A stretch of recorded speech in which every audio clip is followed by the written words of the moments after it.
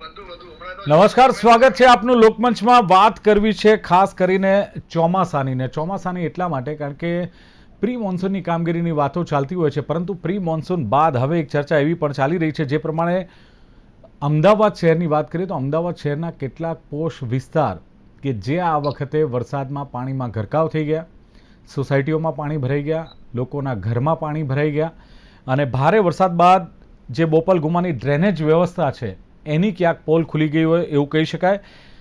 પાણીની કાયમી સમસ્યાનો ઉકેલ કેમ નથી આવતો ને એના માટે કોઈ માસ્ટર પ્લાન કેમ નથી, પણ હવે ક્યાંક તંત્રએ આ વિચાર્યું એવું લાગે છે અને અમિતભાઈ શાહ જે આપણા કેન્દ્રીય ગૃહમંત્રી છે એમની ભલામણ થઈને 142 કરોડના કામોનું જે ટેન્ડર છે આ ટેન્ડર બહાર પાડવામાં આવ્યું છે.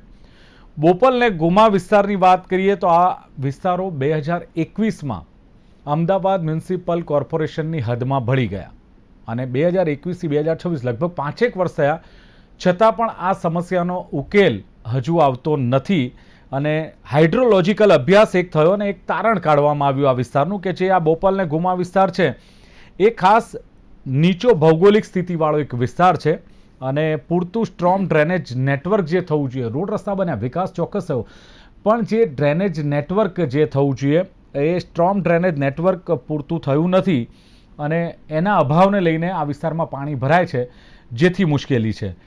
પહેલાં રોડ બનાવ્યા અને હવે ડ્રેનેજ ખોદવાની તૈયારી થશે. એટલે તમે વિચાર કરો કે જે ડ્રેનેજ માટે હવે રોડ ખોદવામાં આવશે એટલે એક તો જે બનેલા રોડ છે એ ખરાબ થશે, ટ્રાફિક વધશે, ડાયવર્ઝન આપવામાં આવશે, રોડ સાંકડા થશે એટલે ત્યાંના સ્થાનિકોને પાછી મુશ્કેલી પડશે. આ બધું જ થાય એટલે આ પોસ્ટ મોન્સૂન કામગીરી થઈ. સવાલ એ છે કે બોપલ ગુમા વિસ્તારમાં જ કેમ? ગુજરાતના દરેક મોટા શહેરો, એ સૌરાષ્ટ્રમાં કદાચ રાજકોટ હોય, આ બાજુ તમે સુરત જુઓ તો એમાં પણ કદાચ આ પ્રકારની કામગીરી થઈ. એટલે એક વસ્તુ થઈ છે કે પોસ્ટ મોન્સૂન કામગીરી ફરજિયાત બનવી જોઈએ એવી એક માંગ ઉઠી છે અને વરસાદ પહેલાં જે તૈયારી થાય છે તો વરસાદ બાદ કેમ નહીં, કેમ સમીક્ષા પણ થતી નથી અને પોસ્ટ મોન્સૂન કામગીરીમાં જો કદાચ બેદરકારી થાય તો એની જવાબદારી નક્કી કરવી જોઈએ કે કેમ. અને રસ્તા બન્યા પછી ફરી ખોદાય એટલે આનો કદાચ વિકાસનું આયોજન આપણે કહી શકીએ, પણ બીજી તરફ જુઓ કે સરકારી બેદરકારી પણ સામે આવી છે કારણ કે પ્રજાના પૈસાનો વ્યય થાય છે, લોકો ટેક્સ ભરે છે અને જો આવી રીતે ફરી રસ્તા ખોદવામાં આવે, ફરી ડ્રેનેજ નેટવર્ક ઊભું કરવામાં આવે તો ક્યાંક ડ્રેનેજ ડિપાર્ટમેન્ટ છે અથવા તો જે રોડ એન્ડ બિલ્ડિંગ ડિપાર્ટમેન્ટ છે એની વચ્ચેનું જે કોમ્યુનિકેશન છે એ પ્રોપર નહીં થતું હોય એટલે વળી પાછા રોડ રસ્તા ખોદીને પાછી ડ્રેનેજની વ્યવસ્થા કરવામાં આવશે, વળી પાછા ઉપર રોડ બનાવવામાં આવશે. એટલે બોપલ ગુમાની ડ્રેનેજ કટોકટી છે, પણ હવે જે માસ્ટર પ્લાન થયો છે એનાથી કાયમી ઉકેલ આવશે કે કેમ? અને બીજું કે પ્રી મોન્સૂન બાદ પોસ્ટ મોન્સૂનની કામગીરી કેટલી જરૂરી છે, કેટલી આવશ્યક છે, આ મુદ્દે ચર્ચા કરવી છે કે પ્રી મોન્સૂન તો પોસ્ટ મોન્સૂન કેમ નહીં? આ સવાલો પણ થાય. ચર્ચા કરીશું. મારી સાથે પેનલમાં જોડાયા છે વરિષ્ઠ પત્રકાર એવા અરવિંદ જોબનપુત્રા મારી સાથે છે. અરવિંદજી, સ્વાગત છે આપનું લોકમંચમાં. સાથે જ સુરતથી વિશ્લેષક અને આમ તો રાજકીય વિશ્લેષક તરીકે પણ ઘણીવાર અમારી સાથે ડિબેટમાં હોય છે એવા શૈલેન્દ્ર રાજપૂત છે. શૈલેન્દ્રભાઈ, આપનું પણ સ્વાગત. અને સાથે જ સ્ટુડિયોમાં ઉપસ્થિત છે બોપલના સ્થાનિક આગેવાન અને કાર્યકર્તા એવા બાબુલાલ કલાલ ઉપસ્થિત છે. બાબુલાલ, આપનું પણ સ્વાગત છે. નમસ્કાર જી. બાબુલાલ, શરૂઆત આપનાથી કરીશું કારણ કે આપ સ્થાનિક છો. બોપલ વિસ્તારના ભારે વરસાદ પડ્યો ક્યાંક અને બોપલને ગુમાની જે પરિસ્થિતિ છે એ ક્યાંક દયનીય બની અને ડ્રેનેજ વોટર નેટવર્ક જે હોવું જોઈએ પ્રોપર નથી, એની પોલ ક્યાંક બાબુલાલ ખુલી ગઈ. શું લાગે છે કે આ પરિસ્થિતિ જે સર્જાઈ છે અચાનક સર્જાઈ છે કે વર્ષોથી આ પરિસ્થિતિનું નિર્માણ થયું છે? બાબુલાલ, આ તો વર્ષોથી જ છે. ડ્રેનેજ વરસાદ પડે, ડ્રેનેજ શું કર્યું છે, નાની નાખી છે આ લોકોએ. સ્કીમ પ્રમાણે પબ્લિક પ્રમાણે નાખતા નથી, નાની નાખી દે છે, પછી મોટી નાખવા માટે પાછા રસ્તા ખોદે છે અને પાછા પેલું ખર્ચા કરે છે, બીજું કંઈ છે નહીં. એટલે ડ્રેનેજમાં પાણી ભરાઈ જાય, બધું ઉભરાય છે, બહાર આવે છે. એટલે આ વર્ષે તો ઠીક છે, વરસાદ વધારે પડ્યો, પણ દર વર્ષે એવું થાય જ છે, તળાવ ભરાઈ જાય. આવા તો હું સૂર્યશ્રીજીમાં રહું છું, સૂર્યશ્રીજી સોસાયટી છે એમાં, ત્યાં જ આખા ગામનું આખા બોપલનું પાણી ત્યાં આવે છે ગટરમાંથી. અમારે ત્યાં જ ગટર ઉભરાય છે. હાલમાં સોસાયટીમાં હું આવ્યો છું એ હાલમાં 1 ફૂટ પાણી છે અત્યારે બી. અચ્છા, અત્યારે તો એટલો બધો અત્યારે બી પાણી છે, છતાં પણ પાણી હજુ ત્યાં છે. અને અમે એટલી બધી એપ્લિકેશનો ત્યાં કરી છે, હજી અમારે ગટર લાઈન નથી, ખાળખુવામાં જીવીએ છીએ અમે. હમ. અને ન લાઇટ છે ને કશું જ નથી એમ, ન રોડ છે ન લાઇટો છે, અચ્છા, સ્ટ્રીટ લાઇટ બી નથી એમ. પણ એટલે જે પ્રમાણે વાત કરી રહ્યા સ્ટ્રીટ લાઇટ નથી કે રોડ નથી, પણ 2021થી બોપલ ગુમાને તો કોર્પોરેશનની હદમાં લાવવામાં આવ્યું છે, છતાં કેમ આનાથી તમે વંચિત છો? કોર્પોરેશનને અમે બહુ એપ્લિકેશનો કરી છે, બધું કર્યું છે, પણ નથી આપતા, હજી બી નથી આપી. હજી બી પેલું તળાવ ભરાઈ જાય છે, અમારા ખાડકુવા નથી ખાલી થતા, આજ બી ભરેલું છે પાણી. અચ્છા, એટલે આજે પણ ખાળકુવાની હા. સ્થિતિ છે. ઇન શોર્ટ, જે ડ્રેનેજ નેટવર્કની વાતો આપણે કરીએ છીએ એ કદાચ બોપલ ગુમામાં પ્રોપર નથી. ના, પ્રોપર નથી. એટલે ઉભરાઈને બધી નાકે છે, નાની નાકે છે, ઉભરાઈ જાય છે, ઉભરાઈને બધું તળાવ ભરાઈ જાય. પેલું મોર તળાવ છે, નાનું તળાવ છે, એ તળાવ ભરાઈ જાય છે, એના કારણે આજુબાજુ બધી ઝોપડપટ્ટી છે, એટલે ગંદકી બી બહુ અમે એપ્લિકેશન કરી, એ બી નથી હટાવતા. એપ્લિકેશન આવતા જતાં ત્યાં દારૂડિયા બી ફરે છે, એટલે આ બહેનો ને ભાઈઓને બી, બહેનોને બધાને તકલીફ પડે, રાતે લેડીઝ આવવા જવામાં બી તકલીફ પડે છે. અચ્છા, પણ હવે તો જે 142 કરોડના કામોના ટેન્ડર બહાર પાડ્યા છે અને જે આખું એક ડ્રેનેજ નેટવર્ક છે એ ઊભું કરવાનું છે, એટલે બાબુલાલ, કેટલી અપેક્ષા છે કે ખરેખર આ સમસ્યાનો હલ હવે આવનારા દિવસોમાં આવશે? દર વર્ષે અમને આશ્વાસન તો આપે જ છે કે આ વર્ષે તમારે ત્યાં પાણી નહીં આવે, હમ. પણ અત્યાર સુધી એવું બન્યું નથી. દર વર્ષે પાણી આવે ને 1 મહિનો પાણી અમારે ત્યાં રહે છે એમ, દર વરસાદમાં. આ વર્ષે ઠીક છે, વધારે થયું, ઘરમાં પાણી આવી ગયું, નુકસાનો થયા, એ બધું થયું, પણ દર વર્ષે માનસૂન આવે ત્યારે અમારે 1 મહિનો પાણી રહે જ છે સોસાયટીમાં. નહીં, પણ હવે તો આ જે ગૃહમંત્રી છે, કેન્દ્રીય ગૃહમંત્રી અમિત શાહે ભલામણ કરી છે, એમણે જોયું કે આ પરિસ્થિતિ આટલી ખરાબ છે, એટલે 142 કરોડના કામોનું ટેન્ડર બહાર પાડ્યું છે, એટલે એક મોટી જ ડ્રેનેજ લાઇન નાખવાની છે, પાણીનો નિકાલ થાય, આ વિસ્તારોમાંથી જે આ પાણીનો ભરાવો થતો હોય છે એનો નિકાલ થાય ને રાહત મળે. આ પ્રકારની જે કામગીરી છે, તો પહેલીવાર આ થયું હશે ને, આટલા કરોડોની ફાળવણી તમારા વિસ્તારમાં. તો હવે તો લાગે છે કે આનો ઉકેલ આવશે ક્યાંક? ઉકેલ આવી જાય તો સરસ જ છે, અને કામ થઈ જાય, મોટી ગ્રેનેડ થઈ જાય, સારું છે, સરસ થઈ જાય તો સરસ છે. તળાવનો વિકાસ થઈ જાય, લોકોને ચાલવામાં કામ આવે. ત્યાં મંદિર છે, ગોમા ગામમાંય પાણી ભરાઈ જાય છે, સેલામાંય પાણી ભરાય છે, એટલે બધે પાણીની તકલીફ તો છે જ. એ બધું થઈ જાય તો સરસ થઈ જાય. પોજ એરિયા છે અત્યારે, પોજ એરિયામાં સારું થઈ જાય.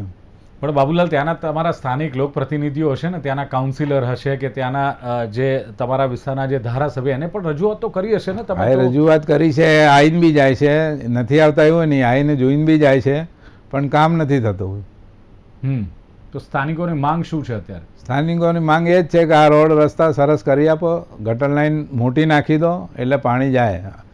આ વરસાદમાં ઉભરાઈને બહાર ના આવે, કેમ કે લોકોને ગટરોમાં પાણીમાં ચાલવું પડે છે. શૈલેન્દ્રભાઈ, આપે જાણ્યું કે જે પ્રમાણેની પરિસ્થિતિ, આ તો બોપલ ગુમાની વાત છે, અને એમાં ચલો 142 કરોડ ફાળવી બી દીધા સાહેબ, પણ મોટા શહેરોમાં, એ સુરત હોય, રાજકોટ હોય, ભાવનગર હોય, અમદાવાદ હોય, વડોદરા હોય, તો આ પ્રકારની પરિસ્થિતિનું નિર્માણ થાય છે. ત્યારે શું માનવું છે કે પ્રી મોન્સૂનની કામગીરી કરી છે ને, આટલી કેચપીટો સાફ કરી છે ને, આટલી ગટરોમાં જે પેલા મશીનો હોય છે એનાથી સાફ સફાઈ કરી છે, એના દાવા થતા હોય છે, તો એના બાદ લાગે છે કે હવે ક્યાંક પોસ્ટ મોન્સૂન કામગીરીની પણ એટલી જ જરૂરિયાત છે? સૌને નમસ્કાર. દિલીપભાઈ, જી, બહુ મુદ્દો તમે લાવ્યા અને ખરેખર ચર્ચાનો ભાગ બન્યો, એ મારી ખુશનસીબી. આપણે સાંભળ્યું બાબુલાલભાઈને, બોપલ વિસ્તારની વાત એમણે કરી. આજે પણ 1 મહિનો પાણી ભરાઈને રહી, એમણે એમ કહ્યું. વિચાર કરો, આપણે વિકસિત, ગુજરાત આપણું એકદમ વિકસિત છે પહેલેથી. મારે એક વિષય એમ કરવો છે કે ભાઈ, આપણે હવે આ પરિસ્થિતિ કેમ આવે કે ભાઈ આપણા ત્યાં પાણીનો નિકાલ ન થાય, આપણા ત્યાં પાણીનો ભરાવ થાય, પાણીનો આપણે ડ્રેનેજની કોઈ સુવિધાઓ માટે આપણે સંકલન ન થતું હોય, આપણું ડ્રેનેજનું પાણી બેક મારે, ડ્રેનેજોનું પ્રોબ્લેમ આવે. પાછલા 35 વર્ષથી બીજેપીની સરકાર છે, અને 35 વર્ષથી કોઈ વિકલ્પ નથી. એમના જ હાથમાં એક હતું, સરકાર આપણે જનતાએ આપી છે, બરોબર છે, એમાં આપણે સૌ જ આવી જઈએ. અને આપણને આજે શું ચર્ચા કરવા બેઠા, તો આપણે પોસ્ટ મોન્સૂન કામગીરી વિશે. અરે કેવી પરિસ્થિતિ આપણી, શું આપણે, એટલે કયા દિશામાં આપણે જવાના છે? આપણા પ્રધાનમંત્રી આપણી નામ કમાઈ રહ્યા છે, ભારતનું આખા વર્લ્ડમાં આપણું નામ છે, વિશ્વમાં આપણે પ્રગતિ કરી રહ્યા છીએ, એનું એક ઇમેજ આપણે ઊભી કરી છે. તો એ ઇમેજને જાળવી રાખવાનું કામ રાજ્ય સરકાર, પછી આપણી મહાનગરપાલિકા, નગરપાલિકા કે ગ્રામ પંચાયત હોય કે પછી સ્થાનિક જે લોકો અધિકારીઓ આમાં સંકળાયેલા અને જેમને જિમ્મેદારી આપી એમની પણ હોય બને તો આ લોકો એમની જિમ્મેદારી નહીં લેતા એનું મતલબ એ જ થાય. હવે તમને ઉદાહરણ આપું મેં. અમે લોકો ઉધનામાં રહીએ સુરત. સુરતમાં દર 4-6 વર્ષે પૂર આવે. બરાબર. બરાબર. અને ઉધનામાં અમે એટલે ઉધનાનો વસવાટ એટલે થયો કે ભાઈ ઉધના એક એવી વસ્તુ હતી કે 1.5 માળ જો 15 ફૂટની આસપાસ સુરતમાં પાણી આવે ને તો પગથિયે ઉધનામાં પાણી આવે. એટલે ઉધના વિકસાયું. પછી ઉદાહરણ તરીકે ડિંડોલી વિસ્તાર આવે અમારા અહીંયા. ડિંડોલી વિસ્તાર એટલે વિકસિત થયું ને એટલે ડેવલપ થયું કે 2006માં સુરતના મેક્સિમમ ભાગમાં પૂર એટલો ભયંકર આવેલો કે લોકો એમ વિચાર કરવા લાગે કે હવે જો આવી પૂરની પરિસ્થિતિમાં આપણે ઘર લઈએ એમાં આપણે ઘર વખરીનું સામાન આપણે વસાવીએ જે બી કંઈ વસાવીએ ઘરમાં અને જો પૂરમાં ખરાબ થાય તો આપણે ડિંડોલી વિકસિત થયું, ડેવલપ થયું. કેમ કે ડિંડોલી બી એક ઊંચાણવાળો વિસ્તાર. સુરતનો ભાગ નીચે આવે ને ડિંડોલી ભાગ થોડો ઉપર આવે, 15 ફૂટ જેવું પાણીનું પ્રોબ્લેમ ના આવે. હવે જે ડેવલપમેન્ટ જે પરિસ્થિતિના હિસાબે જે ડેવલપમેન્ટ આવ્યું 2006નું પૂર તો આપણે સૌને જ ખ્યાલ જ છે શું પરિસ્થિતિ હતી અમારી સુરતની. બરોબર. માનવ સર્જિત હતું એમાં કોઈ બે શંકાને સ્થાન નહીં. હવે આ વર્ષે જે અમારા ઘરની બહાર અમારા પગથિયા ડૂબી ગયા. અમારા જે થોડાક નીચાણવાળા ઘરો હતા સામેના ભાગે એમનામાં 4-4 ફૂટનું પાણી ભરાયું. અને કોઈ સંજોગે પાણી નહીં આવે ત્યાં ગાડી પાણી ભરાયા. તો એનું નિરાકરણ શું નીકળ્યું ખબર છે? અમારા ત્યાં રેલવે લાઈન જાય અમારે ત્યાંથી. રેલવે એની મેક્સિમમ બાઉન્ડ્રી છે ને આરસીસી વોલની બનાવી દીધી. હવે રેલવેનો આખું આરસીસી તમે વોલ બનાવી દીધું. હવે જે નેચરલ ફ્લો હતો પાણીનો એ આખો એને બ્લોક કર્યો. હવે નેચરલ ફ્લો પાણીનો બ્લોક થાય તો એ પાણી પાછો ક્યાં આવવાનો? એને જવા જગ્યા એટલે તળાવ ને દરિયો જ બનાવવાનો, ત્યાં આગળ નદી જ બનાવવાનો. એટલે અમારા ત્યાં બધાના ઘરોમાં પાણી આવ્યું. બરોબર. આપણા ઘરમાં ના આવ્યું કેમ કે આપણા ઘરની હાઈટ થોડી 4 ફૂટની છે એ હિસાબે આપણા ઘરમાં નહીં આવ્યું. જે જગ્યાએ કોઈ સંજોગે પૂર ન આવે ત્યાં આ લોકોએ પૂર લાવીને ઊભું કરી દીધું. હવે મુખ્ય આપણે જે ચર્ચા કરવા બેસીએ ને તો મુખ્ય મુદ્દો એ હોવો જોઈએ કે આની જિમ્મેદારી કોની? જિમ્મેદારી કોણ લેશે? બરાબર. આટલા ભયંકર પૂરની સ્થિતિમાં અમારો કમિશનર ના નામો એનું કઈ જ ઉપજે નહીં. એના પર હાઈકોર્ટની તલવાર લટકેલી હતી. તો બતાવો અમને કે આવા પરિસ્થિતિમાં સુરત શહેર કોના હવાલે? અધિકારીઓ ડિસિઝન લઈ શકે નહીં. અધિકારીઓ પાસે ડિસિઝન લેવાની કોઈ ક્ષમતા જ નથી ને લેવા જ માંગતા નથી. અચ્છા, પણ કરોડોના બજેટ તો શૈલેન્દ્રભાઈ ફળવાય છે. અમારા સુરત મહાનગરપાલિકાનું બજેટ આશરે 10,000 કરોડ રૂપિયાનું છે. આ વર્ષનું 10,000 કરોડ રૂપિયાનું બજેટ. અને એમાં તમે હમણાં જો પરિસ્થિતિ જુઓ ને તો ખરેખર અમારા સુરતને કોઈની નજર લાગી છે અને આની જિમ્મેદારી કોઈ લેવા તૈયાર નથી. હવે અમારી ધારાસભ્ય જીતોડ મહેનત કરે, સંકલન કરે, ઓફિસરો સાથે સંકલન કરે, મિટિંગો કરે, પ્રી મોન્સૂન કામગીરી કરે. પૂર આવે તો પૂરે ખડા પગે પૂરમાં નાવડીઓમાં જઈને લોકોને વસ્તુઓ જે જરૂરતની વસ્તુઓ એ પહોંચાડે. ધારાસભ્ય હોય કે અમારા કોર્પોરેટર હોય કે અમારા સ્થાનિક લોકો હોય, અમે ફરિયાદ કરીએ એટલે દોડતા થાય બધાને કામ કરે. અરે ભાઈ, આવી પરિસ્થિતિ જ કેમ ઉત્પન્ન થાય કે તમારે જીવના જોખમે કામ કરવું પડે? તમારા પાસે આજે 6 વર્ષથી સલંગ પૂર આવતું હોય, ખાડી કિનારે પૂર આવે અને આ વર્ષે તો 3 વાર પૂર આવ્યું, 1 મહિનામાં 3 વાર. તો આમાં સંકલન જ નથી.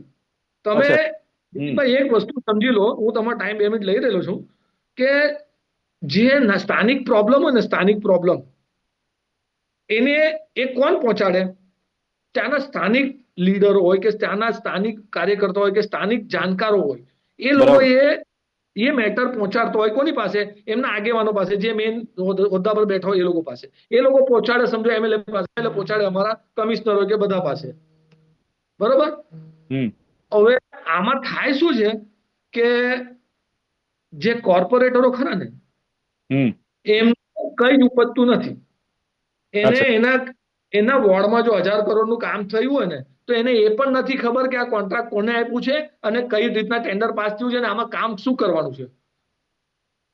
તો તમે કઈ રીતના અપેક્ષા રાખો પ્રી મોન્સૂન અને પોસ્ટ મોન્સૂનની? અચ્છા, એટલે યસ. મેક્સિમમ રસ્તાઓ આરસીસી થયા હતા, બરોબર છે, જે રસ્તાઓ સારા બન્યા. આ ગઈકાલની વાત છે, હું માર્કેટના રસ્તે જવાનો હતો, અમારા ભાટેના રસ્તે થઈને ઉધના સ્ટેશનથી એકદમ પેરેલલ એક ભાટેનાથી રસ્તો થાય જે માર્કેટોમાં જાય, બરોબર. મારે કામ હેઠળ માર્કેટમાં જવાનું હતું. આપ માનો નહીં, આવી પરિસ્થિતિ તો છે ને, મેં શરૂઆતમાં જયારે મેં સમજો ને 15-17 વર્ષનો ત્યારે પણ નહીં જોયેલી. એટલા ખરાબ રસ્તા, અને કોઈ વિરોધ કરનાર છે નહીં, વિરોધ પક્ષ તો છે જ નહીં અમારા સુરતમાં. 3 સીટ કઈ આપની આવી છે કે 4 આવી છે ને એક કોંગ્રેસની આવી છે, કઈ કામના છે જ નહીં. એ લોકો બી જવા દો ને કે બીજો ટોપિક આપણું બેડસાઈ જશે. બરાબર તો છે, મારું દિલીપભાઈ, આપણા માધ્યમથી હું એમ કહેવા માંગુ કે ભાઈ, જો સંકલન વ્યવસ્થિત થાય ને, તો કામ કરનારાઓ માટે જે બજેટ ફાળવવામાં આવે ને, એની કામની નિયત સાફ હોવી જોઈએ. કામ કરવાની બિલકુલ આપની નિયત વાત સાફ સાચી છે કે એક સંકલન થાય ને બીજું એનું મોનિટરિંગ પણ થવું જોઈએ. હા, બીજી વસ્તુ તમે હું એક આવું short આપની માં- પાસે અરવિંદભાઈને પણ હું સાંભળેલું. શૈલેન્દ્રભાઈ આવું. અરવિંદભાઈ, હા, હા, હા. આપનો એક કોમ્યુનિકેશનનો અભાવ, શૈલેન્દ્રભાઈએ જે પ્રમાણે કહ્યું, પ્રી મોન્સૂનની કામગીરી થતી હોય છે અથવા એના માટે બજેટ ફળવાય છે, કરોડો રૂપિયા દાવા થાય છે, પણ લાગે છે કે હવે પોસ્ટ મોન્સૂનની કામગીરી માટે પણ વિચારવું જોઈએ, એને ઉકેલવા પણ એક માસ્ટર પ્લાનની જરૂરિયાત છે.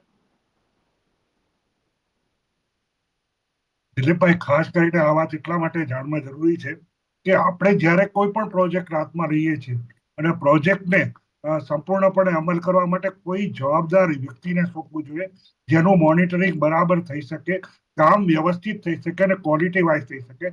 અત્યારે જે 142 કરોડનો પ્રોજેક્ટ મંજૂર કરવામાં આવેલો છે, એનો સમયગાળો એને 10 મહિનાથી 24 મહિના સુધીનો કર્યો છે. આપણે જાણીએ છીએ કે કોઈ પણ, આપણે રાજકોટ અમદાવાદનો હાઈવે જોઈ લ્યો, એ લોકોએ કહ્યું કે 5 વર્ષમાં કમ્પ્લીટ થઈ જશે. આજની તારીખમાં પણ કુવાડવા રોડ ઉપરનો હજુ બ્રિજ બનેલો નથી અને હજુ પણ એ જ પરિસ્થિતિ છે. ત્યાં થોડું એકદમ ગોકળગાયની સામે કામ ચાલે છે અને પરિસ્થિતિ એ છે કે કોઈ પણ જવાબદારી કોઈ સ્વીકારવા તૈયાર નથી. પહેલી વસ્તુ તો આપણે જ્યારે ઇન્ફ્રાસ્ટ્રક્ચર કરીને, ત્યારે ઇન્ફ્રાસ્ટ્રક્ચરની સાથે સાથે જે ડેવલપમેન્ટ આપણે કરવાનું છે, પહેલા માણસને ગટર પાણીની પ્રોવિઝન આપવું જોઈએ, એ પછી જ તમારું ઇન્ફ્રાસ્ટ્રક્ચરનું કામ હોય ને, આગળ પછી બિલ્ડિંગનું બને. અહીંયા તો પહેલા બિલ્ડિંગ બની જાય, પછી અહીંયા ગટર થાય, પછી રસ્તા થાય, એટલે પરિસ્થિતિ એવી થાય કે ઇમ્બેલેન્સ બધું થઈ જાય અને એમાં પાણીના ભરાવાના થઈ. કારણ કે પહેલા તો અગાઉ શું હતું કે તળાવ હતું, નાળા હતા અને નાળા ઉપર વિકસિત થયેલું દેશ હતું રાજકોટ પણ, તો એ બધું પાણીનો નિકાલ ત્યારે ને ત્યારે થઈ જતો. હવે નાળાને જ બંધ કરીને એના પર જ બિલ્ડિંગ બનાવો અને પાણીનો જે નિકાલ થવો જોઈએ એ નિકાલ થતો જ નથી. એને પરિસ્થિતિ શું થાય છે કે તમારા જે રોડ ને સોસાયટી હોય એ રોડની લેવલમાં નથી આવતા, કાં તો નીચે આવે ને કાં ઉપર, એટલે પાણી તક રોડમાં ભરાઈ જાય. અને એનું જે મેઝરમેન્ટ હોવું જોઈએ એ મેઝરમેન્ટ કાં તો પ્રોપરલી હોવું જોઈએ, કાં તો જવાબદાર વ્યક્તિને પૂરેપૂરું પનિશમેન્ટ મળે. આપણે ત્યાં સિસ્ટમ પણ છે કે ભાઈ કોઈ પણ વ્યક્તિએ નબળી કામગીરી કરી હોય અને એ લોકોને ફરિયાદ થાય તો એને બ્લેકલિસ્ટ કરવામાં આવે છે. પછી ઇરેગ્યુલારિટી હોય કે કરપ્શનમાં હોય કે ગમે, પણ બ્લેકલિસ્ટ કરનાર કંપની પછી જે બીજે કોઈને કામ સોંપો છો તો એ વ્યક્તિ કોણ હોય છે? જે બ્લેકલિસ્ટમાંથી બીજી નવી પણ થયેલી કંપની કામ કરતી હોય છે. અલબત્ત અહીંયા જે સિસ્ટમ છે ને, એ સિસ્ટમમાં કોઈ વ્યક્તિને જવાબદાર ઠેરવવામાં નથી આવતો. આપણે હમણાં જ વિડીયો જોયો તો આપણા જે ટ્રાન્સપોર્ટ મિનિસ્ટર છે નીતિન ગડકરીજીનું, એને એક ભાઈએ કહ્યું તો ભાઈ અમે આટલા બધા ટેક્સ ભરીએ તો અમારે ટોલ ટેક્સ શું કામ ભરવો જોઈએ? તો એનો જવાબ એને એમ આપ્યો હતો કે ટોલ ટેક્સ એટલા માટે ભરવો જોઈએ કે તમારે જો રસ્તા સારા જોઈએ તો તમારે ટોલ ટેક્સ ભરવો જ જોઈએ, તમારે ટોલ ટેક્સ થી બાદ ના થવું જોઈએ. ચોક્કસ વાત, સાચી વાત છે એમની, આપણે ચોક્કસ ટોલ ટેક્સ ભરી, પરંતુ જે હાઈવે, નેશનલ હાઈવે છે એની જે પરિસ્થિતિ આપણે જાણીએ છીએ, રાજકોટ અમદાવાદ, જે રાજ્યસભામાં પણ પ્રશ્ન આવ્યો હતો કે અમદાવાદના જે રોડ રસ્તા છે હાઈવેના, એ 800 કિલોમીટર સુધીની રેન્જમાં જે ત્રિજ્યામાં આવે છે, એ બધા રસ્તા વર્ષમાં વર્ષ છે. પછી મધ્યપ્રદેશ, રાજસ્થાન ને બીજા ગામો આવે છે. જ્યારે આપણું ગુજરાત સમૃદ્ધ છે અને જ્યાં અહીંયા પૈસાની કોઈ પણ અગવડતાઓ નથી, આપણે સૌથી વધારે ટેક્સ પેયર તરીકે ગુજરાત સૌથી અવ્વલ નંબર છે, જ્યાં બોમ્બે પછી આપણે જે પોપ્યુલેશનની વાત કરીએ ત્યારે. તો આ બધી વસ્તુઓ હોવા છતાં પણ આપણે નથી કરી શકતા, કારણ કે અત્યારે જે પરિસ્થિતિનો આપણે દર વર્ષે આ જ સમસ્યાઓ ઉદ્ભવે છે, પરંતુ એનું પરમેનન્ટ સોલ્યુશન કોઈ કરતું નથી. આ લોકો બધા જે સ્થાનિક અધિકારીઓ હોય છે આઈએસ કક્ષાના, એ લોકો યુરોપના પ્રવાસ કરે છે, અમેરિકાના પ્રવાસ કરે, ત્યાંની નવી નવી ટેકનોલોજી પણ લઈ આવે છે. ટેકનોલોજીનો અહીંયા ઉપયોગ કરવો જોઈએ એક જી, અરવિંદભાઈ, કરે છે કે શહેરોને નહીં એ પણ ખબર નથી. બીજી વસ્તુ કે આપણે જાણીએ છીએ કે કોમનવેલ્થની શરૂઆત આપણે 2030માં અહીંયા ગાંધીનગરમાં થવાની છે. એટલે અમદાવાદ પર કોન્સન્ટ્રેટ આજ વખતે અમિત શાહે એટલા માટે રાખ્યું કે કારણ કે જ્યારે બહારથી દેશ વિદેશથી આપણા ગામમાં સિટીમાં આવશે, અમદાવાદ પણ ભરાઈ જવાનું છે. ગુજરાત પણ ઘણા બધા ગ્રાઉન્ડ્સ ઉપર રમવાના છે, ઘણા બધા ઇન્ફ્રાસ્ટ્રક્ચર કામ પણ ચાલુ છે અને એના પર ધ્યાન પણ આપવામાં આવે છે. પરંતુ આપણે જે ક્વોલિટી વાઇઝ કામ કરવું જોઈએ એના પર કોનું મોનિટરિંગ છે? કારણ કે અહીંયા તો બધું સિસ્ટમ અનુસાર જ કામ કરવાનું હોય છે. તો અહીંયા એ પ્રશ્ન થાય છે કે જો તમે ક્વોલિટી વાઇઝ કરો, ક્વોન્ટિટી જોવાનું નહીં, ક્વોલિટી સારામાં સારું કામ કરો એટલે તમને 10-15 વર્ષ સુધી કોઈ આજ અમેરિકામાં શું કામ આટલું બધું સારું છે ડેવલપમેન્ટ? આપણે જ્યારે આપણા પ્રાઇમ મિનિસ્ટર ડેવલપ કન્ટ્રીની 2047 થી વાત કરે છે ત્યારે આ જે પાયાની વસ્તુઓ છે જો એ તમે વિકાસ નહીં કરી શકો અને વિકસિત નહીં કરી શકો તો 47 બહુ આગું રહી જશે અને આપણે કરી નહીં શકીએ. એ ઉપરાંત એક વસ્તુ બીજી કહેવાની છે કે જ્યાં મર્યાદા છે અરવિંદભાઈ, હું બાબુલાલને પણ પૂછી લઉં કે બાબુલાલ, જે પ્રમાણે સ્ટ્રોંગ ડ્રેનેજ નેટવર્ક છે એ શું પ્રોપર નથી તો હવે પ્રોપર કરવામાં આવી રહ્યું છે? તો અત્યાર સુધી હવે જ્યારે ફરી લાઈનો નાખવાની આવશે બાબુલાલ, એટલે મેં કહ્યું એમ રોડ રસ્તા સાંકડા થઈ જશે, ક્યાંક ડાયવર્ઝન આપવામાં આવશે, સ્થાનિકોને તકલીફ પડશે. આ બધું કરવા છતાં પણ કેટલી અપેક્ષા છે તમને સ્થાનિકોને કે આનો ઉકેલ આવશે? માં તો ખરેખર જે ટાઈમ બાઉન્ડ સમય એક મિનિટ અરવિંદભાઈ, એક મિનિટ બાબુલાલને હું પૂછી લઉં, કેટલી અપેક્ષા છે બાબુલાલ? પૂરી હવે અપેક્ષા સહયોગથી સારું ચાલે, થોડા લાંબા વર્ષો ચાલે અને ભરાય નહીં, પબ્લિકને રાહત મળે એવું થાય એવું ઈચ્છીએ છીએ હવે. નહીં, પણ તમે જ્યારે સ્થાનિક નેતાગીરીને આ સવાલો કરો છો અથવા ફરિયાદ કરો તો ત્યાંથી શું જવાબ આવે છે? ત્યાંથી તો બે જ આવીને જતા રહેશે, જોઈને કે થઈ જશે, ભાઈ આશ્વાસન આપીને જતા રહેશે કે આવતા વર્ષે નહીં પણ થાય. હવે તો અપેક્ષા છે ને, કારણ કે કેન્દ્રીય ગૃહમંત્રીનો આદેશ છે ને એમણે આ એક સ્પેશિયલ આખો એક આ માસ્ટર પ્લાનની વાત કરી છે ત્યારે એટલે હવે અપેક્ષા રાખીએ છીએ કે થઈ જાય એમ. બિલકુલ આવતા વર્ષે સુધી હવે પાણી નહીં આવે ફરી, કેમ કે ઘરના ટેક્સ તમે ટાઈમસર ભરીએ છીએ અત્યારે. બરાબર. હવે શોર્ટમાં મને શૈલેન્દ્રભાઈ કહેજો કે ખરેખર હવે શું એક આ જરૂરિયાત હોવી જોઈએ, પોસ્ટ મોન્સૂન કામગીરીની જરૂરિયાત ઊભી થઈ છે, એનું મોનિટરિંગ થવું જોઈએ કે પછી વરસાદ ગયો ને બધું જ ભૂલાઈ જાય છે પછી નેક્સ્ટ યર બાદ આપણે પ્રી મોન્સૂનની પાછી ચર્ચાઓ કરીશું? ના, હું આમાં થોડુંક એમાં એમ કહેવા માંગીશ કે અમારા દક્ષિણ ગુજરાતમાં છે ને હમણાં સરાહનીય કામગીરી આ લોકોએ કરી. નિરાલી હોસ્પિટલ છે નવસારી મેઇન હાઈવે પર, નવસારી મુંબઈ હાઈવે પર, આપણા અમદાવાદ મુંબઈ હાઈવે પર નિરાલી હોસ્પિટલ, કેન્સર હોસ્પિટલ બહુ મોટું બન્યું છે અને બહુ સારું છે. બરોબર.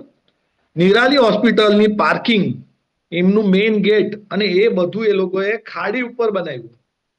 અચ્છા. ખાડી ઉપર બનાવવાના કારણે જે હાઈવે જામ છે અને હાઈવે પર જે વરસાદના પાણીનું પૂર આવ્યું એનું મેઇન કારણ આ નિરાલી જેવા હશે, જે લોકોએ જે અતિક્રમણોમાં બાંધકામો કરે એના લીધે ખાડી પર પાણી ન જવાના કારણે વેન અટક્યું ને બધું પૂર આવ્યું.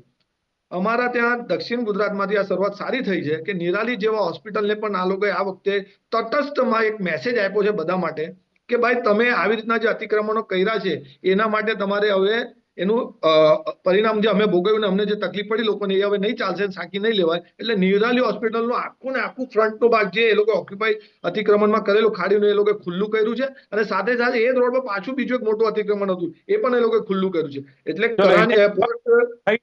પોસ્ટ મોન્સૂન કામગીરી એ લોકોએ શરૂઆત કરી છે એના માટે આપણે એમને સરાવવું જોઈએ કે ભાઈ એક મોટા માથાઓ સામે એ લોકોએ એક્શન લીધું છે. જી, અચ્છા, માનો છો કે હવે પોસ્ટ મોન્સૂન કામગીરીની તાતી જરૂરિયાત છે, થવું જોઈએ, એનું પણ મોનિટરિંગ થાય અથવા કામ થાય તો આવતા વર્ષે જે સમસ્યાઓ છે પાણી ભરાવાની કે ડ્રેનેજની, બેક જે ડ્રેનેજ મારે શૈલેન્દ્રભાઈ કહ્યું બધું બંધ થાય એવી તાતી જરૂરિયાત? ચોક્કસપણે આમાં જરૂરત છે.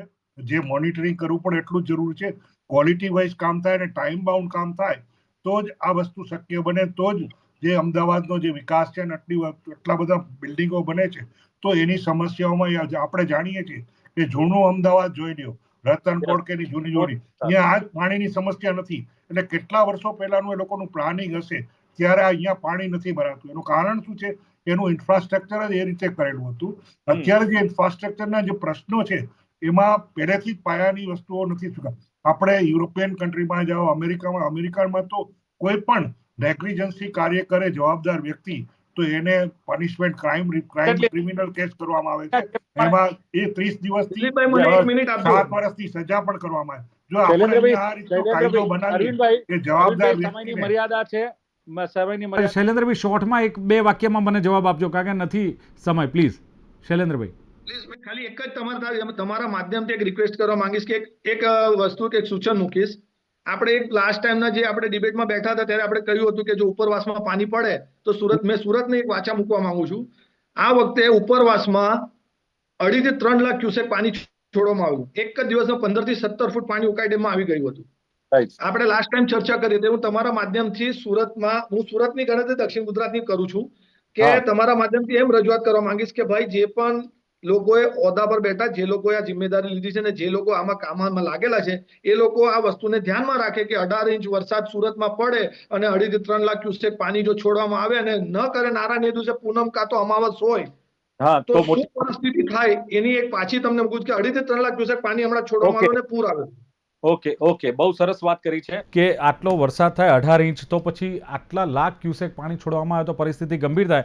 પણ હવે જે પ્રમાણે પેનલિસ્ટોએ કહ્યું છે એ પ્રમાણે કે પોસ્ટ મોન્સૂન કામગીરી દરેક શહેરમાં જરૂરી છે. ક્યાંક જે શૈલેન્દ્રભાઈએ કહ્યું તે પ્રમાણે કે વિકસિત ગુજરાતની વાતો થાય છે, પણ પહેલેથી જ ગુજરાત વિકસિત છે, પણ પાણીનો નિકાલ નથી થતો, ભરાવો થાય છે, ડ્રેનેજ બેક મારે છે, એ સમસ્યાની પણ એમણે વાત કરી.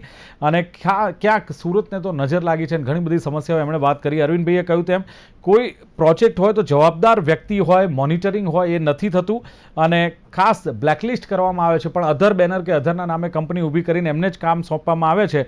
એટલે ક્વોલિટી વાઇઝ કામ થવું જોઈએ, ક્વોન્ટિટી વાઇઝ નહીં.